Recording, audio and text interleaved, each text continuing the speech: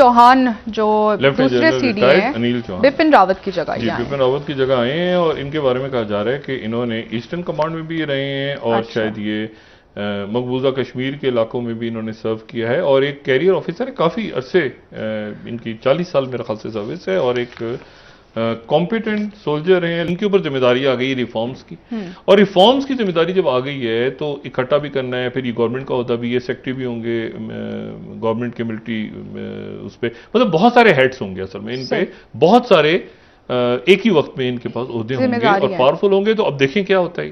ठीक है। अच्छा, लेकिन और चाइना के साथ भी देखना है, फिर वो मतलब है कि क्वाड को भी देखना है, मतलब एक लंबा चौड़ा एक आप समझ लें कि एक जिम्मेदारी इनके ऊपर आ गई है क्योंकि मतलब देखें ना, उधर पैसिफिक भी है, तो उधर क्वाड भी है, LSC भी है इत्तेहाद भी सर। है, उधर LSC का मतलब बहुत कुछ इन्होंने देखना है, तो वो एक बड़ी जिम्मेदारी वाला काम है। ये दूसरे CDS हैं, अनिल चौहान, ये ठीक है दूसरे सर। CDS हैं, जैसे वहां दूसरे ये दूसरे हैं ना, पहले तो बिपिन रावत 2020 में तो पोस्ट क्रिएट हुई थी। हाँ। इंडिया ने डिक्लेयर किए अपने नए chief of defence staff. General Bipin Rawat की डेथ के बाद से ये पोस्ट खाली पड़ी थी और अब जो बने हैं हमारे नए chief of defence staff lieutenant general Anil Chauhan, माने जाते हैं चाइना एक्सपर्ट।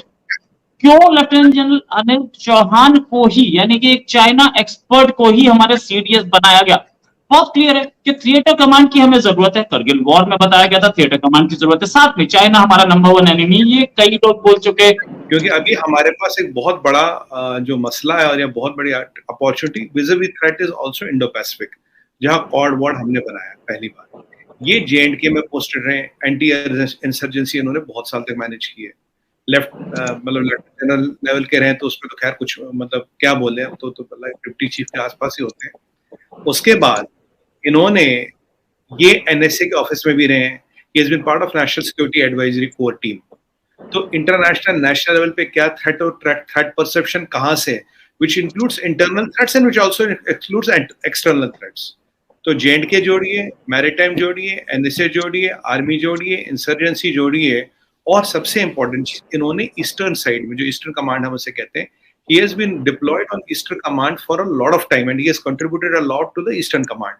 तो चाइना से जो मिलता हमारा बॉर्डर है, वो जो ईस्टर्न कमांड है, उस पे इनका अच्छा खासा होल्ड है।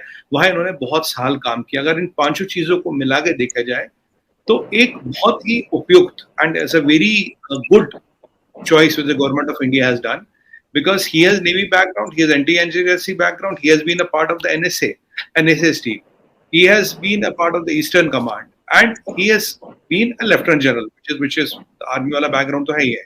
तो इन चारों चीजों का कॉम्बिनेशन अगर हम देखे जाए, इनको ये हमें एक बहुत उपयुक्त व्यक्ति मिल गए हैं।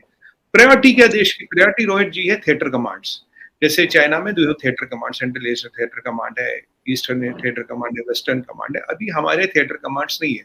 थिएटर कमांड्स का मतलब होता है जब हमारे तीनों अपने रिसोर्सेज को ऑप्टिमली यूज करके कमांड बनाते हैं और उसका एक उपयुक्त यूज होता है for the better advantages vis-a-vis the there's a war।